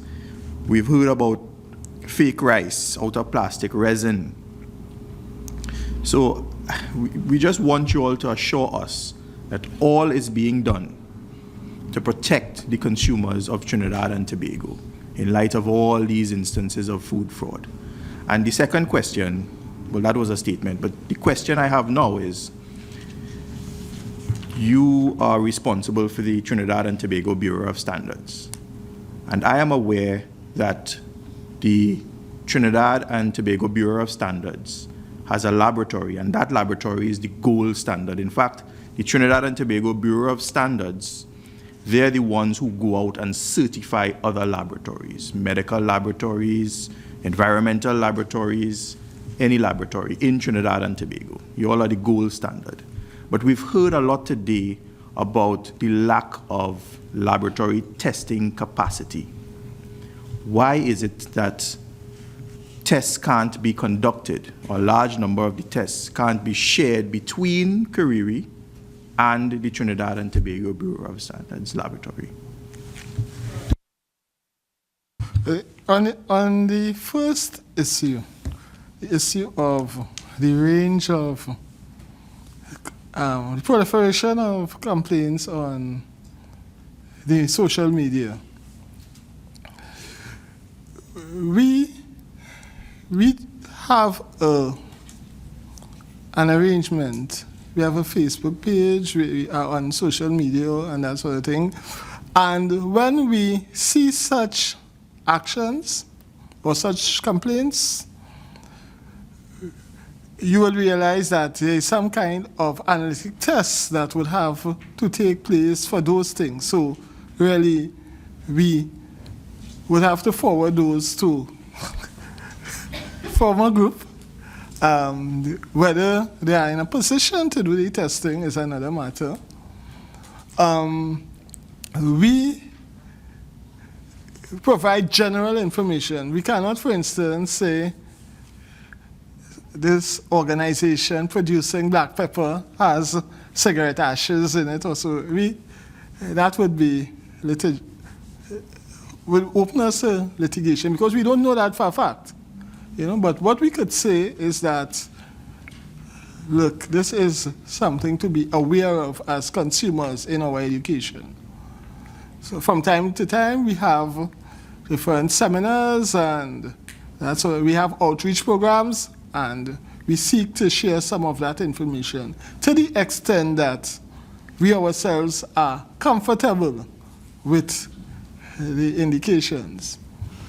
Well, Mr. Herbert, is it then that you are saying that food testing as a whole and food standards should not really be under the Ministry of Trade, but it should be with the Ministry of Health? Well, I'm not saying that. That is what exists. That's what it is? Yeah, it's what it exists, yes. Okay. And on the second issue of the labs, the responsibility for food does not lie with the Bureau of Standards. They treat with everything else except food, pharmaceuticals, cosmetics, that sort of thing. So from the product standpoint, that's a Ministry of Health action. But as I said before, the collaboration needs to be there because, like, even those standards, when standards are developed for those things, the notification to the rest of the world is normally done by Bureau of Standards because they are normally our international representatives on standard. I'm sorry to cut you across, but the thing is, this might sound a bit like a basic question, but how did you come to be involved in the whole chicken incident? Right. Consumer, by its mandate, has the broad responsibility for consumer action. It could be food, it could be non-food. But historically, by practice, the food issues have been lodged with or redirected to the Chemistry, Food and Drugs. But because the consumer deals with industries, there are one or two issues industry-wide that they have engaged over the years. Chicken was one. They have a Calidana project. Some years ago, there was a water issue, and they were at the forefront of that when the water industry was now catching itself. So I see. So the interaction really is on a case-by-case basis. In a sense, it's on a selective basis. Yes. Okay. Okay. Dr. Francis, do you have any other questions? Maybe a bit facetious, but just for my mental comfort, the chicken scenario that you described, could you give me a context in terms of time when this occurred? It's ongoing. I'll ask Ms. Peterson. I hope the answer is not ongoing. We were alerted to it via committee discussion in 2014, and we were told then that it had existed even before then, and that several complaints were made to the relevant agency. So in terms of consumer affairs, we were alerted to it in 2014. 2014? Yes. Okay. All right. Thank you. And has it stopped? I'm afraid to answer that question. No. And can it be stopped? To me, that's what we would like to know. Which really points to a larger issue, which is how does trade industry ensure the provenance of products? Other than a certificate which says it comes from this source and has this quality, is there any way of ensuring the provenance of these products? Well, in the trade circles, we depend on a certificate of origin. All right? At the border, there are a number of agencies who interact with customs to allow things to pass. So at the border, there is, but even, let's say, in the case of frozen chicken, it may have reached in Trinidad as frozen chicken, but then there's a distribution that happens. And how do you monitor that unless you have a system at the outlets, in the range of the outlets, to treat with it on the shelf? So the surveillance is at different levels. You must have that in terms of the integrated system at the end of the day. Mr. Herbert, I see that you have a complaint procedure as well. So I had just given an example, and I just want you to confirm. So, some benighted fellow from Rio Claro would have just eaten some rotted food, and that fellow, ignorant of the right procedure, would say to himself, well, I should call the Ministry of Trade because they have a consumer protection unit. So you're saying that that person has to call the Ministry of Trade, Consumer Affairs Unit, and then the Consumer Affairs Unit would put that complaint back to the CFDD? That's not the case, but I'll ask the Director of Consumer Guidance. Okay, in the instance where we had the issue was raised by the previous speakers concerning the coconut water, that matter did come to my attention, right? And immediately upon receiving the complaint, I forwarded the information via email to Mr. McCarthy, who in turn told me that they were aware of the complaint. Right? I myself took it upon, we have a responsibility we can do test purchase, but I purchased a bottle of the coconut water and I pointed to him, after I told him where it is, I got the coconut water, right? And because he said that they have removed it, right? But in those instances, under the Consumer Protection and Safety Act and the Trade Description Act, those are the two pieces of legislation that the Consumer Affairs Division operate. And food is not considered to be a good under the Consumer Protection and Safety Act. However, Section 21 still allows the director to investigate matters regarding food. So anytime we get a complaint against a food item, invariably we have to refer it to the But as was stated earlier on, we recognize that this issue of food fraud is an area that is not properly regulated in Trinidad and Tobago, and we welcome this opportunity for it to be a matter that should be on the front burner. Because we have also established a memorandum of understanding with the Food and Drugs Division, where we do collaborative work with respect to food items. Yeah. A different question. Is the Ministry of Trade and Industry aware that there are goods being sold in Trinidad that have labels not in English? And if so, what is the ministry currently doing to rectify the situation? Again, Chair, through you, I'll ask the Director of Consumer Guidance. Certainly. Okay, as mentioned earlier by Mr. Herbert, in terms of actions that we are taking to strengthen our legislative responsibility and authority in Trinidad, you'll realize that the Consumer Protection and Safety Act is of 1985, the trade description is of 1984, and we recognize that there is a gap with respect to certain issues. And one of the issues that we have raised in our consumer policy is that all items, I'm not saying food items, but all items, the instruction should be in English language. And that is something that once the policy is approved, our next step will be to do the legislative brief for something like that to become law in Trinidad and Tobago. Currently, there is nothing preventing a supplier from selling an item that is written in a foreign language. Yeah. So, is that should or is that must?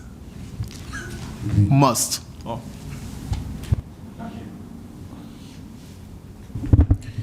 I have a question, and perhaps I should have put this to the former group. But if you are aware of the answer, you can tell us. What interaction does the Ministry of Trade or any of the agencies in Trinidad and Tobago have with the Food and Drug Administration of the United States? Because they are widely regarded as the gold standard of the world. How do you interact? Do they send out circulars? Do they notify you? Do they give you a heads up?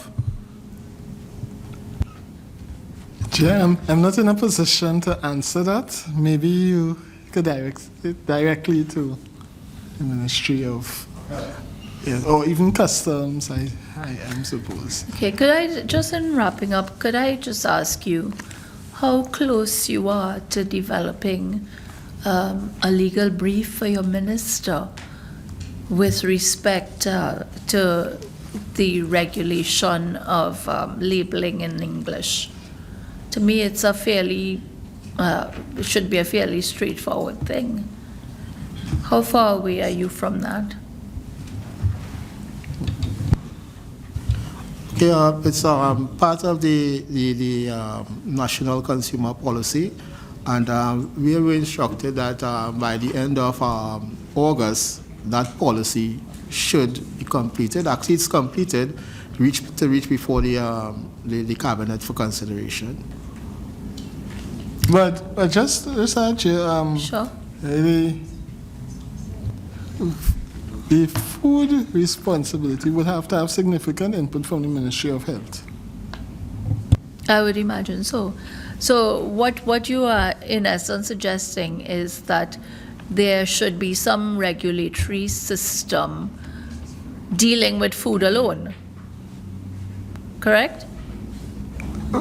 Well, Chair, I think the former group explained that standards are done differently for food as it is done for other products.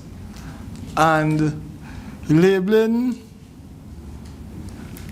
is, labeling changes, I think, kind of cross, especially because labeling have to appeal to not only the domestic community, but also the international community. So, for instance, if you are sending out a product to another, exporting a product, you have to conform to the labeling requirements. So there are certain issues that go beyond, and as you are saying, there is definitely a framework which calls for closer collaboration between the Chemistry, Food and Drugs Ministry of Health and the Bureau of Standards, Ministry of Trade. Thank you.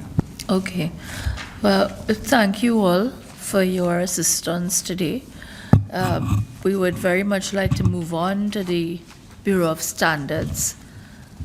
So if we can have some shifting around.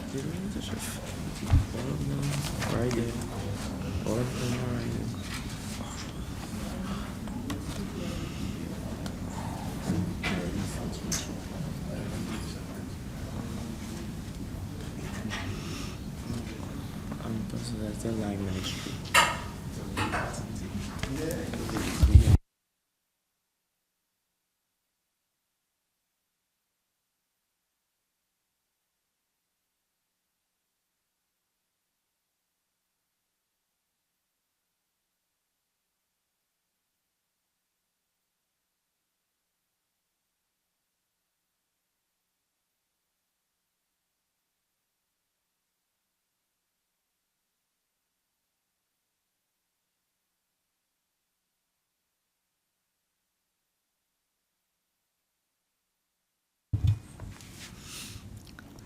Okay, allow me to welcome Mr. Reddock and his team. Thank you for joining us this morning.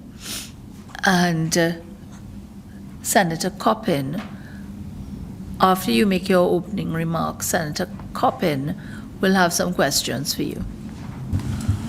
Thank you very much, Chair. And we would like to thank the committee for considering us in this discussion.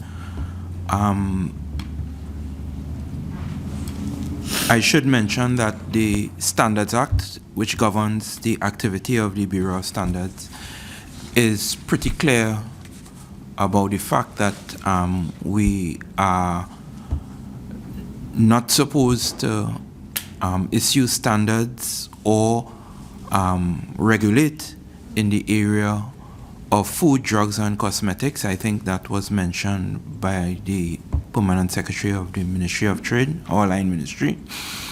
And we recognize that limitation.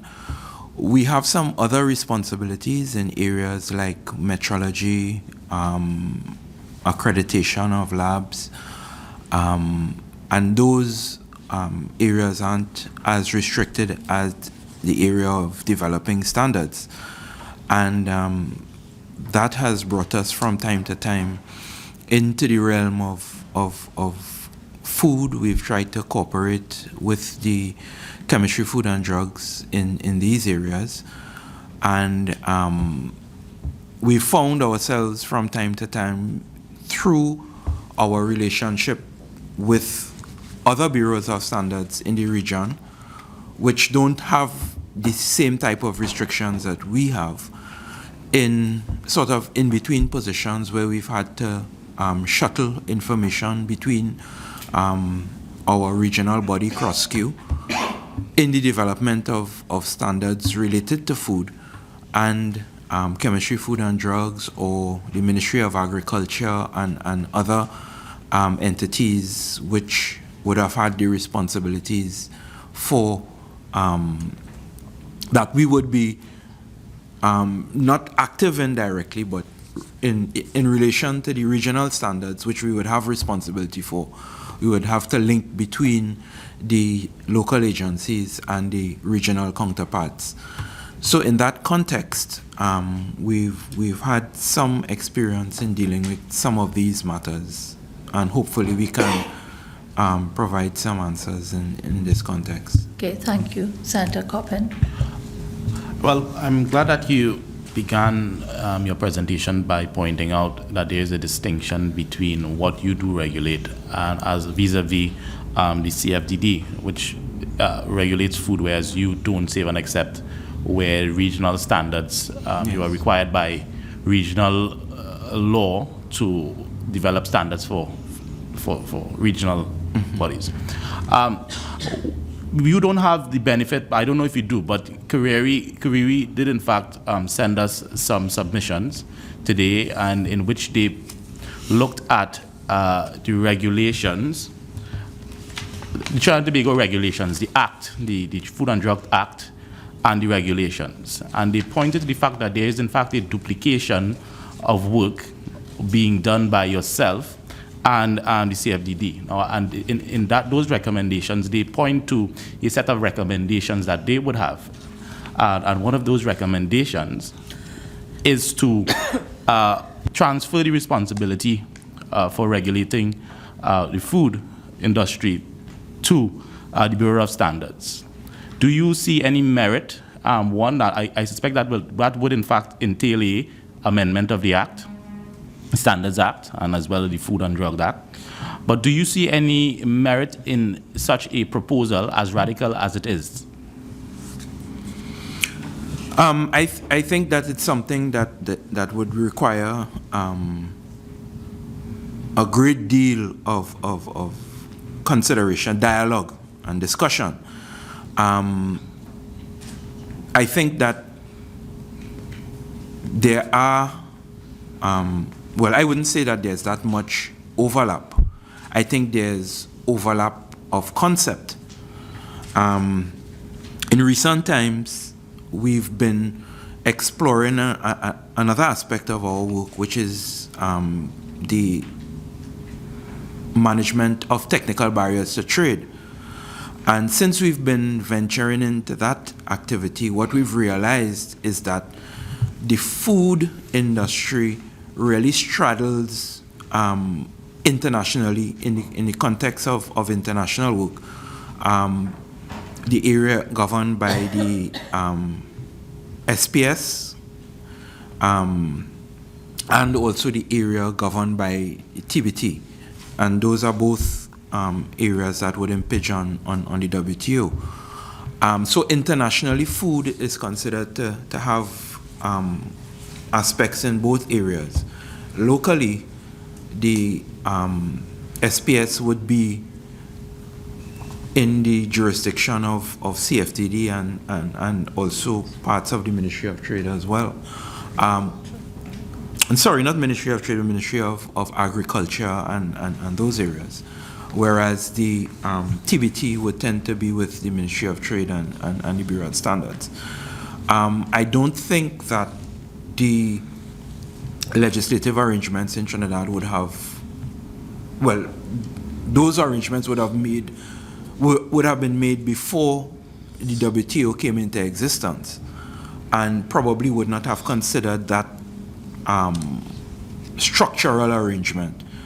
And as such, those are issues that would have to be looked at in trying to modernize the Trinidad and Tobago framework for food. And in that context, I think the consideration could be made. I don't think it's as simple as saying, well, put food under the Bureau of Standards. I think it's a more complex discussion than that would suggest. Well, could you describe to me, I think Mr. Dexter Morgan, in fact, was speaking about joint collaborations or collaborative work between the two agencies, yourself and Consumer Ministry of Trade. Could you tell us a bit more about the collaborative? Well, I think he was talking about, at that time, about the Caledina process, which actually was something that we had engaged in a couple of years ago, through, again, our regional contacts, and part of the implementation of the IPA agreement, which has certain arrangements that are being made through Cross-Q, and some other arrangements that are being made directly in Trinidad and Tobago. So the Caledina is really just an approach of examining the value chain of a particular industry, looking for problems with its quality. Now, of course, quality is an area that we are very active in. And when we were trying to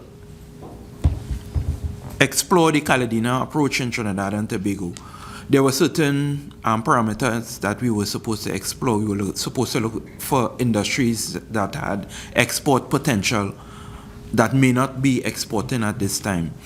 And they have to be viable industries.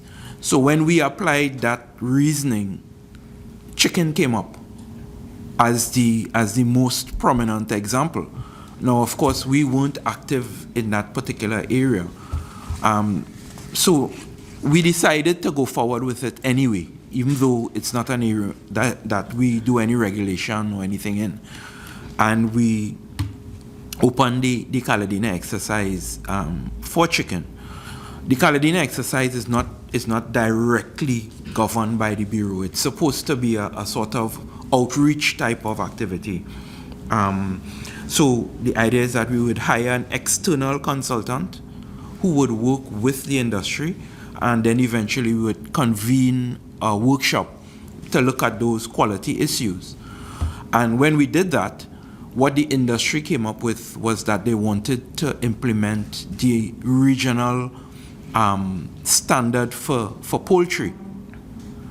And when we looked at that, we found that there really wasn't a ready mechanism for that to be done. And that's when we realized that there were some existing gaps in the Trinidad and Tobago arrangement. We aren't allowed to issue standards on food, but the Chemistry, Food and Drugs doesn't really issue standards in that context either. So what is the, so there seems to be no agency currently issuing standard for food. Not the voluntary type standards. The thing is that a standard is ostensibly supposed to be a voluntary document. Even though in Trinidad and Tobago we have compulsory standards, the general concept of a standard is that it's a voluntary document that is implemented either privately or it can be implemented through the state agencies. Standards can be incorporated into regulatory documents and implemented and enforced through regulation in that context. It's not done very much in Trinidad, but We recently launched the wiring code, which is an example of how that can be done by another agency just adopting a standard. But it's not very common in Trinidad. And as far as food is concerned, we have that particular restriction, which makes it a bit more difficult to do the voluntary work in that manner. So you're saying it is not done in... Are there any lessons do you believe could be learned from the TTBS that can be transferred perhaps into the food industry? Well, we think that there are many lessons, actually. I don't know if we have time to discuss. Could you give us some of the big ones, now. some of the quick wins? But there are a couple of the responsibilities that we have, for instance, for metrology and for accreditation that we think could be applied, straight across the board to laboratories and other inspection bodies and other types of conformity assessment agencies. We have some experience in doing that, in implementing our compulsory standards. And what we found is that in doing so, there's very little relationship between the type of product. Some products may be very simple, but the requirements they have would be very complex and would require very sophisticated, very expensive approaches. We also think that while there are requirements for inspection, the inspection regimes in Trinidad are very limited, and the sophisticated equipment that may be necessary to back them up certainly is not available. And the systems for doing so and the processes for doing so, we don't think that they are available either. For instance, the original question that was posted about beef, for instance, that issue came up in Europe, and the Irish inspection agencies discovered that a lot of the beef that was going entering into Europe and being sold was really horse meat. And to do that, they actually had to do DNA testing on the meat itself. And I don't know if that's something that's even available in Trinidad. Certainly for meat, I'm not sure that it's done. So that's just an example of type of capacity that would need to be present for the questions that are being asked today. Mr. Reddock, would it be fair to say that in your capacity as the experts on standards, would it be fair to say that the absence of food standards in Trinidad and Tobago can be linked to the prevalence in Trinidad and Tobago of these lifestyle diseases, non-communicable diseases, as well as injuries to persons as a result of the consumption of food? That's not a question I can answer with a yes or no. That would require a bit more investigation than would be would have been done at present. However, from where the Bureau of Standards sits, we think that standards are very critical to the ability of our country to be sophisticated in its enforcement effort. Standards are very detailed. They're developed by groups of experts in the particular area, and as such, they lend themselves better to a more balanced, more sophisticated approach to enforcement if they are applied in that manner. But as I said, it's not a common occurrence. But the one or two examples that we have, like the wiring code, I think they are much more effective when they're applied in that way than other forms of enforcement. May I inquire, sorry to cut you across, but may I inquire whether there are ISO food-related standards? Yes, there are. And who would govern those? Which agency would see that these standards are met and so on? Well, as I said, once it comes to standards on food, there's a very direct limitation that the Bureau has. What I also explained is that there is really no other agency that has that direct responsibility for working with voluntary standards. The Food and Drugs deals primarily with regulation as a regulatory body, and the issue of voluntary food standards is sort of in a bit of limbo. I've looked at the Food and Drugs Act. Yes. And it doesn't really address the issue of standards in a direct way. The Food Advisory Committee is given the role of advising the minister on standards. That I don't think that can be clearly said as a responsibility for standards. It opens the possibility of doing it in that way, but I think that our legislative arrangements are more of a deterrent to the development of food standards than an encouragement. So what I would ask is, how does the Bureau go about encouraging legislative change? What's the mechanism for the Bureau to achieve that? I don't know that there is any prescribed mechanism for doing that. We have some very ambitious concepts as far as influencing the legislative approach. In our work with the TBT, we've come across a system called Good Regulatory Practice that encourages a sort of projectized approach to the implementation of legislation. The administrative part of the legislation, it requires that you review what is required, that you do a regulatory impact assessment, somewhat similar to what an environmental impact assessment would be, but in the regulatory sense. We've had workshops on this issue. I think we've had 3 or 4 of them.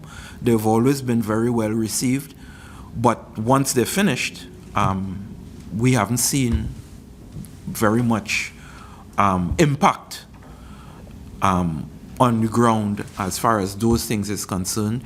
We actually recently had a workshop that brought together the TBT and SPS groups in Trinidad and Tobago, sorry. We thought that was also very well received. But the thing is that those things can only sensitize. I think that what we have been trying to do is to probably change the way we've been working from a general type of approach to trying something a bit more specific. I can't say that we've been very successful in that approach either. Okay, but could I ask then, are there reports done as a result of these workshops? Yes, there would be. And yes. Would those reports be available on your website for members of the public to view? I'm not sure they would be available on the website, but if requested, we would be able to provide them. Certainly. I think the committee would benefit from having a look at those reports. Yes. Does any... One last thing. I know you said you may not be familiar with the actual provisions of the Food and Drug Act, but there's a Section 7 which speaks about where a standard has been prescribed for food, any person who labels, package, sells, or advertises any article or in such a manner that it's likely to be mistaken for food is, unless the article complies with the prescribed standard, guilty of an offense. I don't know if you know, you may not necessarily be the best person to ask, but are there any prescribed standards for food, and has anyone been prosecuted under Section 7 of the Act? Well, I can answer the second part, because I know that we would not have been doing that type of prosecution at all. And if I may, Chair, I would like to pass you over to Certainly. Ms. Stewart, who would be able to comment on that. Good afternoon. Good afternoon, Madam Chair and members. With respect to the standards under the Food and Drug Act, the term standard is used somewhat loosely in the Act. It refers mostly to requirements and not necessarily to a standard. So because of that, the interpretation can vary. The Chemistry, Food and Drug does not develop standards. They look at what's available internationally, and under the WTO, it's a codex standard that's used. So Madam Chair asked about ISO standards. ISO standards are only used if there's no information available through the codex, which is, the codex is through the Food and Agriculture Organization. Those standards are written under their purview. So the Chemistry, Food and Drug would develop regulations based on having base standards, international or regional base standards. And they don't declare standards. There's no procedure under the Act for declaring national food standards through the Chemistry, Food and Drug Division. The Bureau of Standards, we don't write standards for food, as Mr. Reddock explained before, because our Act does not allow us to do that. But there are, however, a number of regional standards that Trinidad and Tobago has to approve through the COTED and adopt under the CROSQ Act, which is an act that was proclaimed in 2004. So there's a requirement for us to adopt these particular regional standards under the Act. However, there is no process in place for so doing. So there's a gap. There's a gap there. The only way for doing that is for the Chemistry, Food and Drug to take it on as regulations. Right. So I also come back to the question of influencing the regulation, changing the regulations. The Bureau of Standards sits on a number of committees, including the Food Advisory Committee. In the Food Advisory Committee, one of their responsibilities is to look at regulations and reviewing regulations. So currently, for example, the TTBS chairs the committee, the subcommittee for organic foods, for labeling of organic foods. Now, when we talk about food fraud, organic foods is one of those categories in which there is a high level of food fraud internationally. We don't know, for example, we have a number of organic food markets in Trinidad and Tobago. There's no testing done by and large over the last 2 years, I would say, because of the fact that the CFDD lab has not been operational. So we don't know for sure if those foods in those markets are actually organic foods. There's really there's limited way of testing that unless it's done through Kariri. The TTBS also has a capacity to test for certain pesticides as well, if required. Through the review of the regulations, that's one of the ways that we influence regulations and change in regulations through the FAC committee. And before, previously in 2009, there was the NAFSA committee, on which Trinidad and Tobago Bureau of Standards had representation, and we would have done a position paper on those food safety aspects, which looked at food safety from the farm to what we call the farm to the fork, from primary production to secondary level production to when the consumers actually eat the food. So we would have provided a position paper on National Food Safety Agency. So basically that's how we would influence regulations currently. Okay, thank you very much.